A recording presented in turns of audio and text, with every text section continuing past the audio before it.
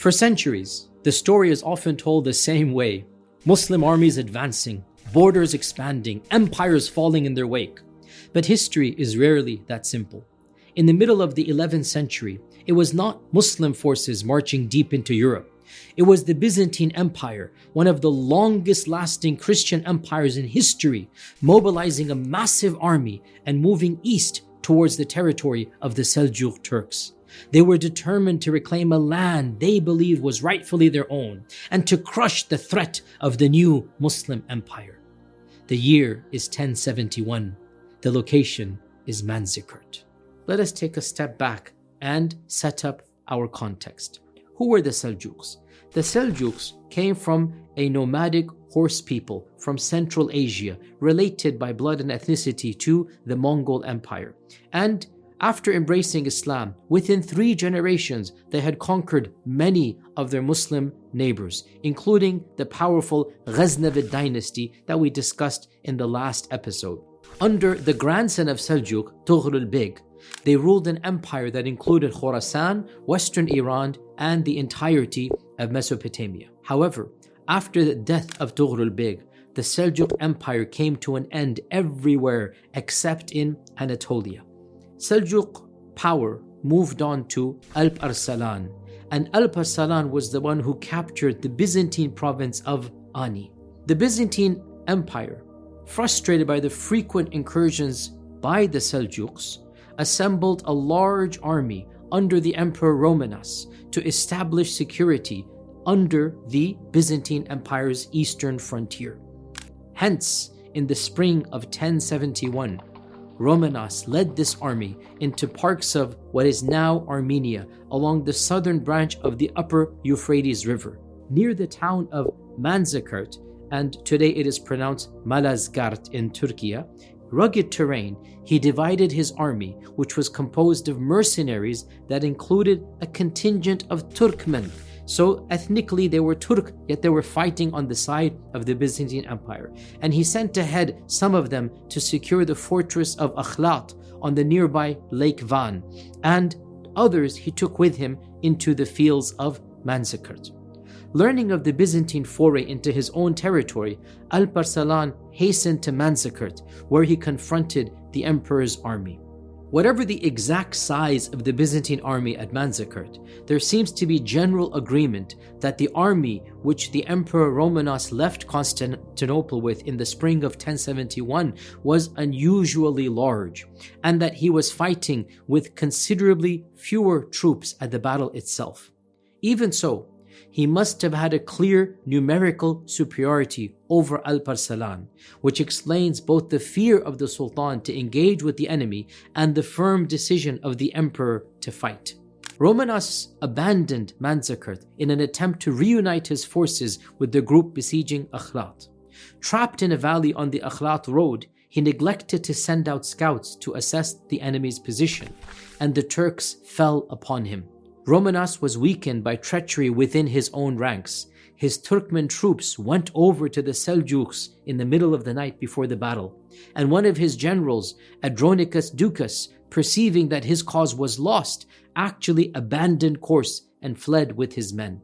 These and other factors allowed the Byzantine army to be destroyed by the Seljuks, and Romanos, the emperor, was himself wounded and taken prisoner.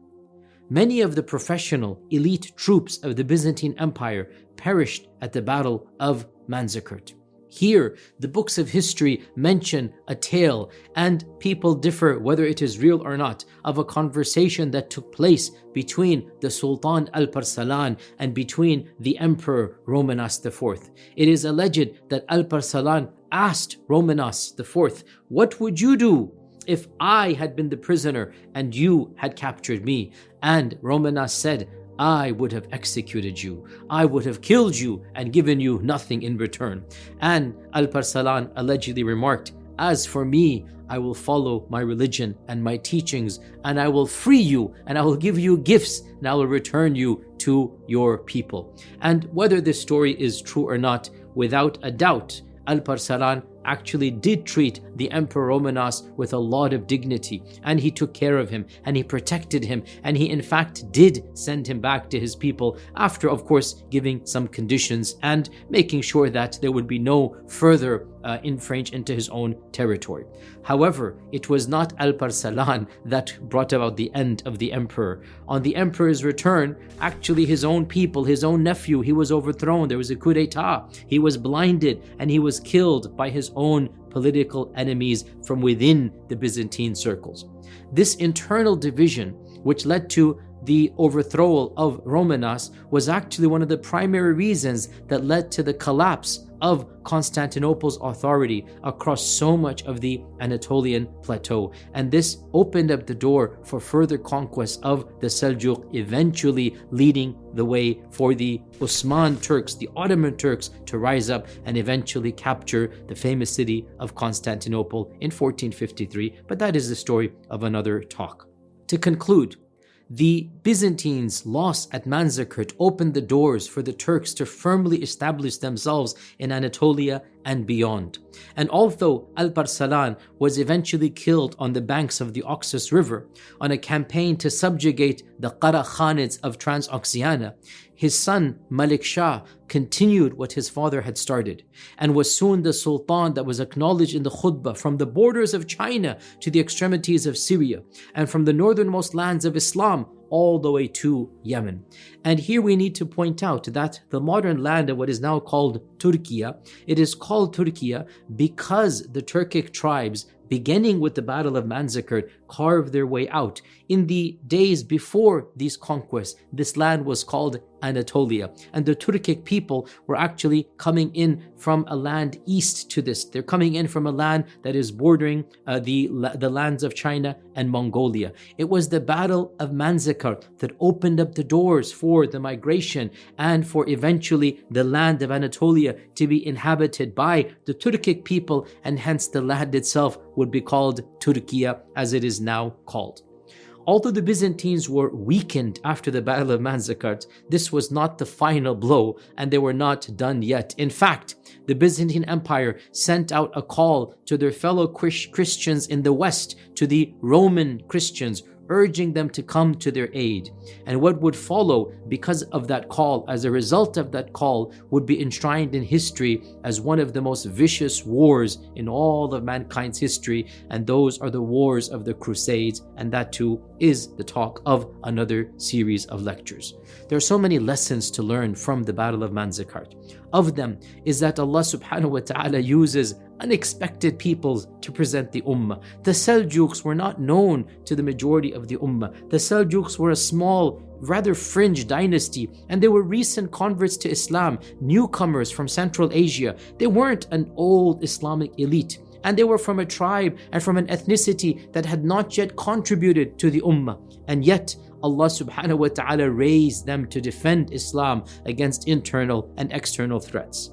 And again, we see the Muslim inclination to peace, with the Muslims seeking a peaceful resolution to the battle, even when they had the upper hand, and the Roman emperor being given a safe passage after being captured. This was not something that the Romans would ever have done had they conquered the Muslims. Of the lessons as well is empires rarely decline overnight. The Byzantine Empire lasted over 1,000 years, and while the Battle of Manzikert is indeed one of the most iconic and important battles that signaled the beginning of the end, it still took a further 3 centuries for the Byzantine Empire to actually come to an end.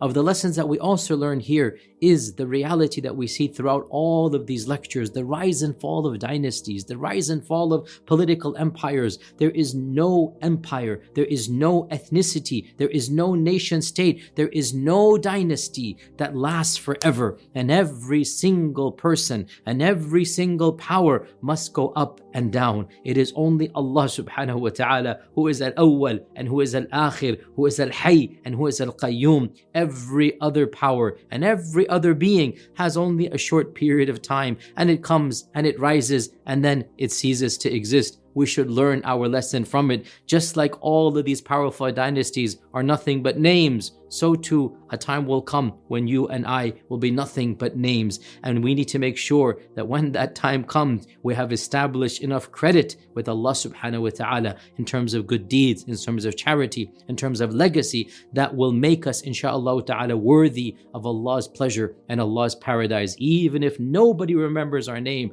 we need to leave our own legacies in the eyes of Allah. Until next time, Jazakumullahu khairan. Assalamu alaikum wa rahmatullahi wa barakatuh.